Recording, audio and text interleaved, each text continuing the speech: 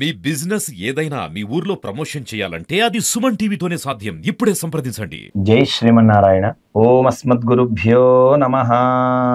శ్రీశైలేశదయాపాత్రం దీభక్త్యాదిగుణార్ణవం యతీంద్రప్రవణం వందే రమ్యజామాతరం మునిం. కర్కటే పూర్వఫల్గున్యాం తులసీ కాననోద్భవాం పాండ్యే విశ్వంబరాం గోదాం వందే శ్రీరంగనాయకీం. కాశ్యపాన్వయ సంజాతం నారాయణ పదాశ్రితం శ్రీమన్నారాయణం వందే యతీశ్వర శ్రియాజుషం. ఓం అస్మద్గురుభ్యో నమః. జై శ్రీమన్నారాయణ. సుమన్ టీవీ ప్రేక్షకులందరికీ కూడా ధనుర్మాస వ్రత మహోత్సవ శుభాకాంక్షలు. మనమంతా కూడా ఇప్పుడు ధనుర్మాస వ్రత మహోత్సవాన్ని ఆరంభించుకోబోతున్నాం. అయితే అందులో ముందుగా మనమంతా కూడా అసలు ఈ ధనుర్మాస వ్రతం ఏమిటి, ఇది ఎవరు చేశారు, వారి యొక్క వైశిష్ట్యత ఏమిటి అనేటువంటి విషయాన్ని మనం తెలుసుకోబోతున్నాం. ధనుర్మాసం అంటే సూర్య భగవానుడు ఒక్కొక్క రాశిలోకి ప్రవేశించినప్పుడు ఆ రాశి సంక్రమణం అనేది జరుగుతూ ఉంది. అలా వచ్చినటువంటి సంక్రమణాలు మనకు సంవత్సరానికి 12 సంక్రమణములు ఉంటాయి. అంటే ఒక్కో రాశి 12 రాశులు కదా, అలాగనమాట. అలాగా మనందరికీ బాగా తెలిసినటువంటిది మకర సంక్రాంతి. ఆ మకర సంక్రాంతికి ఒక నెల రోజుల ముందు వచ్చేది ధనుస్సంక్రాంతి అని అంటారు. దాన్ని ధనుస్సంక్రమణం, ధనుర్మాసంగా మనం వ్యవహరిస్తూ ఉంటాం. ఇది మార్గశీర్ష మాసంలో వస్తుంది. అయితే భగవానుడు ఆషాఢ శుద్ధ ఏకాదశి రోజు శయన దశలోకి వెళతారు. అలాంటి పరమాత్మ తాను నిద్రలేచి యోగ నిద్ర నుంచి మేల్కొని అలాగా తాను మరలా సృష్టి క్రమాన్ని ప్రారంభించడానికి వచ్చేటువంటి రోజులలో ఈ మార్గశీర్ష మాసం చాలా గొప్పనైనటువంటిది. ఒక్కోసారి మనకు మార్గశీర్ష శుద్ధ ఏకాదశి రోజు వైకుంఠ ఏకాదశి వస్తుంది. ఒక్కోసారి మనకు పుష్య మాసంలో వచ్చేటువంటి శుద్ధ ఏకాదశి రోజు వైకుంఠ ఏకాదశి వస్తుంది. అంటే ధనుస్సంక్రమణంలో ఏదైతే శుద్ధ ఏకాదశి వస్తుందో దాన్ని మనం వైకుంఠ ఏకాదశిగా మనం నిర్ణయిస్తాం. దానికి ముందుగా మనం ఈ ధనుస్సంక్రమణం రాగానే మనం ధనుర్మాస వ్రతాన్ని ప్రారంభం చేసుకుంటాం. ఇది ఎవరు ప్రారంభం చేశారు, ఎలా ప్రారంభం చేశారు అనంటే, దీన్ని విల్లిపుత్తూరు అనేటువంటి క్షేత్రంలో పుట్టినటువంటి చూడికుడుత్త నాచియార్, వారికి పలు పేర్లు ఉన్నాయి. ఆండాల్, గోదా, కోదై, ఆముక్త మాల్యద అనేటువంటి పేర్లు ఉన్నాయి ఆ అమ్మవారికి. ఆ అమ్మవారు మనకు ఈ యొక్క వ్రతాన్ని ప్రారంభించి చూపించారు. వారెవరు, ఈ వ్రతాన్ని ధనుస్సంక్రమణంలోనే ఎందుకు చేశారు అనే విషయాలకు వస్తే, మనకు ప్రణవో ధనుః శిరస్యాత్మ బ్రహ్మతం లక్ష్యముచ్యతే అని మన పెద్దలు చెప్తారు. అంటే ఓంకారం అనేటువంటి ధనస్సులో మనం మన ఆత్మ అనేటువంటి శరాన్ని పెడితే సంధిస్తే మనం బ్రహ్మ స్థానాన్ని చేరుకోగలుగుతాము. కనుక అటువంటి ఈ ధనుర్మాసంలో ఏదైనా మనం పరమాత్మ మీద మనస్సు పెట్టి చేస్తే అది సత్ఫలితాన్ని ఇస్తుంది. కనుక ఈ మాసం గోదాదేవి ఎంచుకోవడం జరిగింది. అలాగే మాసానాం మార్గశీర్షోహం అని భగవానుడు భగవద్గీతలో చెప్పి ఉన్నాడు. ఈ మాసములన్నిటిలోకెల్లా నేను మార్గశీర్ష మాసాన్ని అని చెప్పి స్వామి చెప్పాడు. కనుక ఈ మార్గశీర్ష మాసంలోనే గోదాదేవి ధనుస్సంక్రమణాన్ని ప్రారంభించుకుంది, ధనుర్మాసాన్ని ప్రారంభించుకుంది.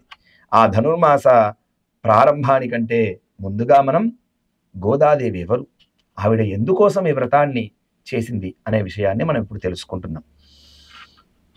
గోదాదేవి పాండ్య దేశంలో విల్లిపుత్తూరులో ఉన్నటువంటి పెరియాళ్వార్లకి తాను తులసీవనములో ఆవిర్భవించడం జరిగినది.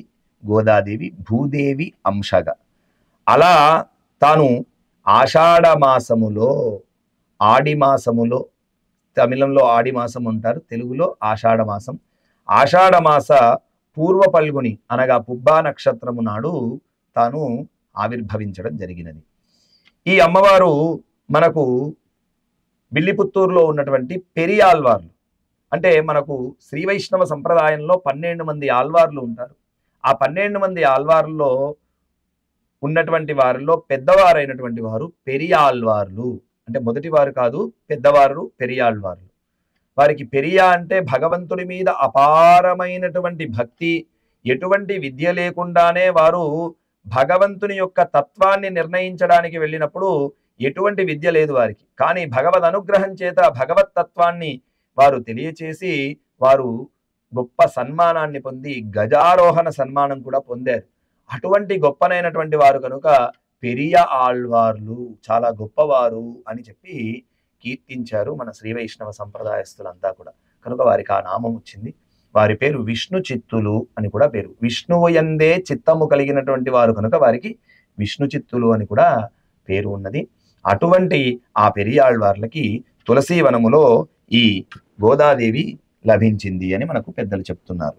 కలియుగంలో సిద్ధ అనే 2 అక్షరముల చేత సూచించబడే 97 సంవత్సరములు గడిచిన తరువాత నలనామ సంవత్సరములో సూర్యుడు కర్కాటక రాశిలో ఉండగా ఆడి మాసములో చంద్రుడు వృద్ధి చెందే శుక్లపక్షము 6వ తిథి నాడు అర్యమ దేవాంతకం అయిన పూర్వ పల్గుని నక్షత్రములో మంగళవారం చెవితి తిథిలో లెక్కించడానికి సాధ్యము కాని మహిమను కల శ్రీ విష్ణు చిత్తులకు కుమార్తె అయి గోదాదేవి జన్మించడం జరిగింది. కానీ తను మనలాగా మానవులలాగా కాకుండా అయోనిజయై ఉద్భవించింది, అంటే అవతరించింది అని చెప్తారు. పైన ప్రస్తావించిన విషయం ప్రకారం మనకు కలియుగం ఆరంభమైన తర్వాత 97వ సంవత్సరముల తరువాత 98వ సంవత్సరంలో అమ్మవారు నల నామ సంవత్సరంలో జన్మించడం జరిగింది. ఈ అమ్మవారు విల్లిపుత్తూరులోని పెరియాళ్వార్లకి తులసీవనములో తులసి యొక్క పాదులో ఆండాల్ ఆవిర్భవించింది అని చెప్పి మనకు గురు పరంపరాది గ్రంథములలో తెలియచేసి ఉంది. అటువంటి గొప్పనైనటువంటి ఈ గోదాదేవి ఎలాగైతే త్రేతాయుగములో విదేహ దేశములో ఉన్నటువంటి మిథిలా నగరంలో ఉన్నటువంటి క్షీరధ్వజ జనక మహారాజు గారికి యాగశాల నిర్మాణము కోసం నాగలితో భూమిని దున్నుతుండగా సీతాదేవి ఎలాగైతే అవతరించిందో, తనకు దొరికిందో, అదే విధముగా విల్లిపుత్తూరులో ఉన్నటువంటి పెరియాళ్వార్లు అక్కడ ఉన్నటువంటి వటపత్రశాయికి ప్రతిదినము కూడా పుష్పకైంకర్యం చేసేటువంటి వారు. అలా పుష్పకైంకర్యానికి కొంత స్థలాన్ని సేకరించి దాంట్లో తులసి వనాన్ని ఏర్పాటు చేద్దామని సంకల్పించి అలా భూమిలో ఉన్నటువంటి కలుపును తీస్తూ త్రవ్వుతూ ఉన్నటువంటి సమయంలో వారికి ఒక సుకుమారవంతురాలు, చాలా గొప్పనైనటువంటి తేజస్సు కలిగినటువంటి ఒక స్త్రీ తనకి లభించింది. ఆ అమ్మవారు భూదేవి అంశగా పెరియాళ్వార్లకు లభ్యమైంది.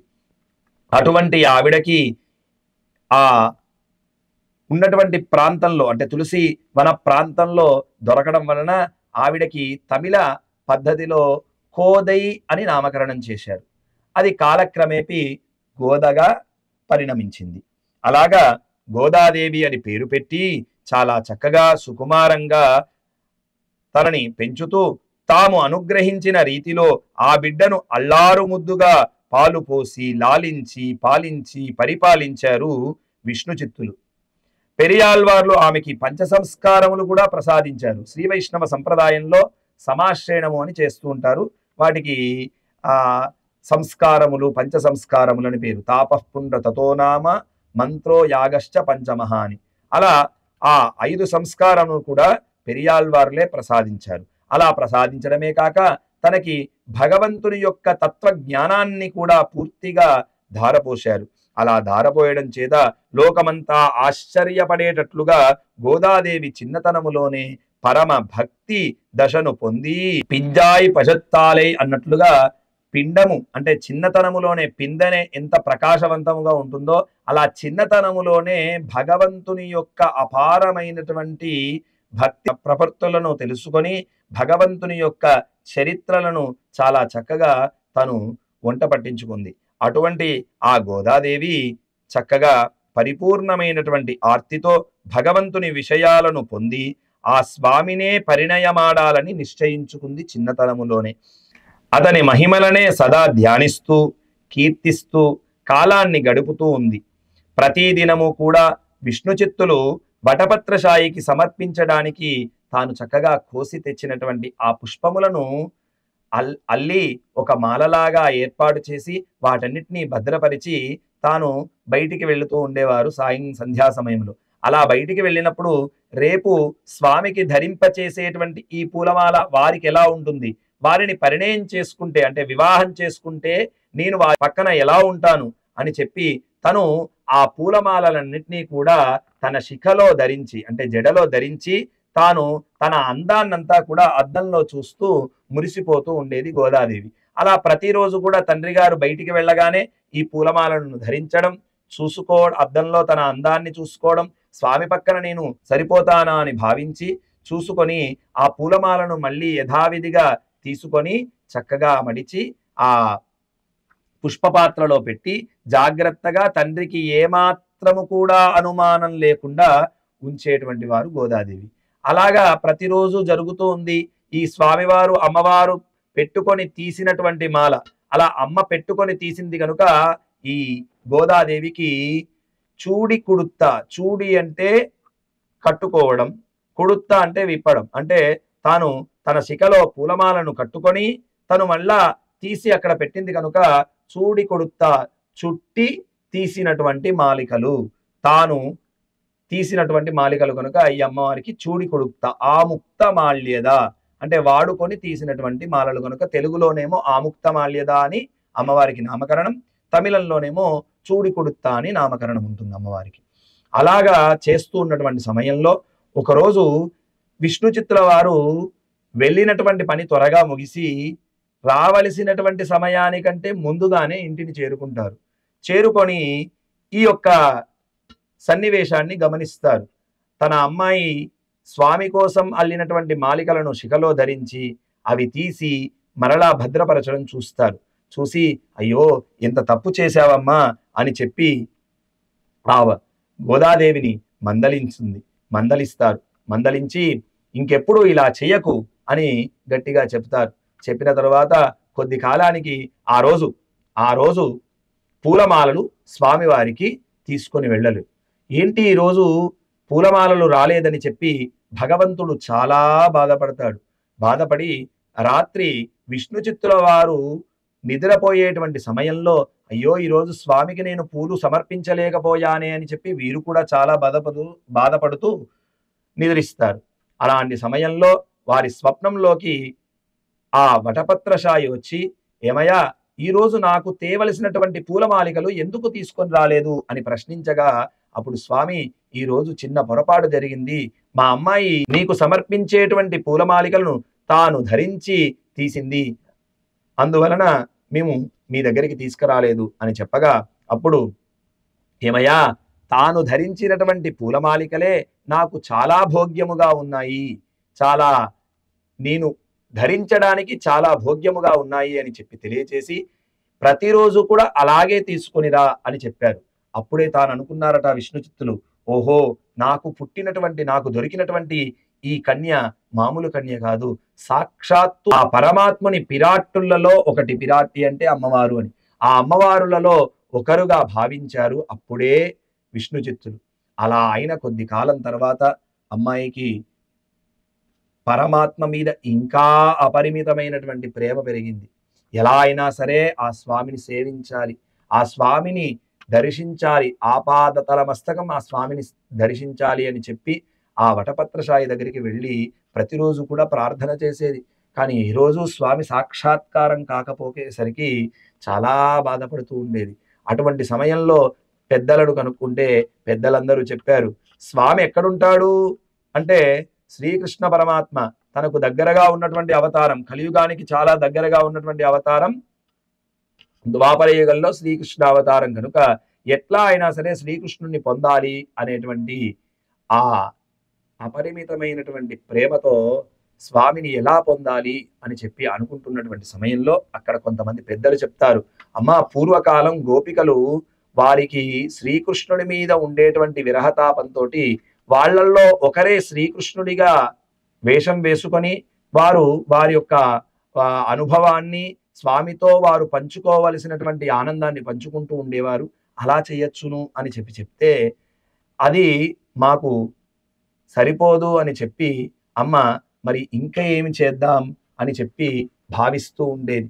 భావిస్తూ ఉన్నటువంటి సమయంలో అప్పుడు అక్కడ ఇంకొంతమంది ఋషులు చెప్తారు, అమ్మ పూర్వకాలంలో గోపికలందరినీ కూడా శ్రీకృష్ణుడి దగ్గరికి వెళ్ళనివ్వకుండా ఒక గృహంలో బంధించినటువంటి సమయంలో వారందరూ శ్రీకృష్ణుడిని చేరుకోవాలి అనేటువంటి విరహ తాపంతో అక్కడ వారంతా కూడా కాత్యాయని వ్రతాన్ని చేశారు.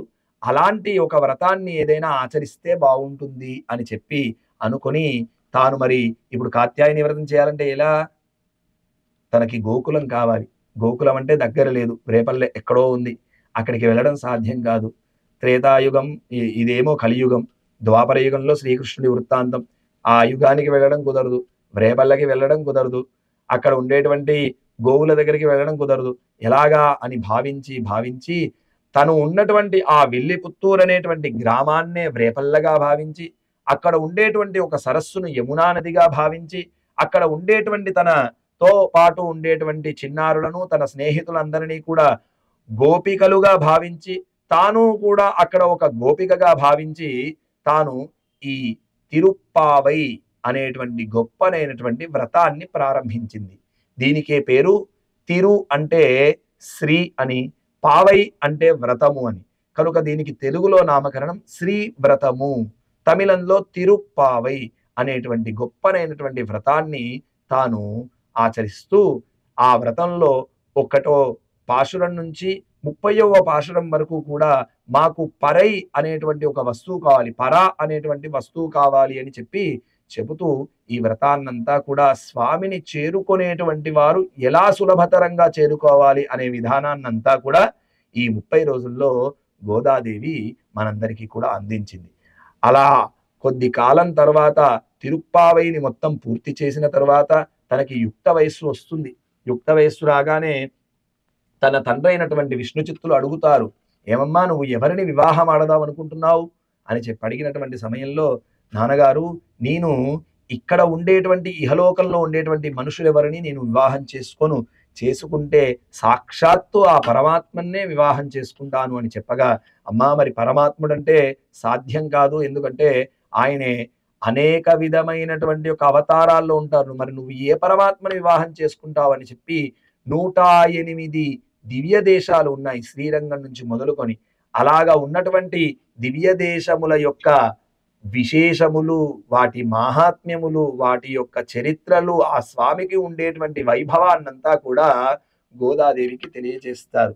అప్పుడు ఆ గోదాదేవి సాక్షాత్తు శ్రీరంగంలో ఉండేటువంటి శ్రీరంగనాథుణ్ణి మాత్రమే వివాహమాడుతానని చెప్పి తన తండ్రితో చెప్పగా, ఆ విష్ణు చిత్తుల వారు అనుకుంటారు, ఎలాగా శ్రీరంగనాథుడితో వివాహం అంటే ఈ కాలంలో ఆ రంగనాథుడిని ఎలా చేరుకోవడం, ఎలా వివాహం చేయడం అని చెప్పి పాపం తాను ఆలోచిస్తూ ఉన్నటువంటి సమయంలో రాత్రిపూట మరలా స్వామి స్వప్నంలోకి వచ్చి, అయ్యా ఎలాగైతే నాకు ఆకాశరాజు వీళ్ళందరూ వారి యొక్క కన్యలను, జనక మహారాజు వీళ్ళంతా కూడా వారికి దొరికినటువంటి కన్యలను నాకు కన్యాదానం చేసి నాకు మామలయ్యారో, నీవు కూడా అలాగే నీ అమ్మాయిని శ్రీరంగం తీసుకొచ్చి శ్రీరంగ క్షేత్రంలో నాకు వివాహం చేసి కన్యాదానం చెయ్యి అని చెప్తారు.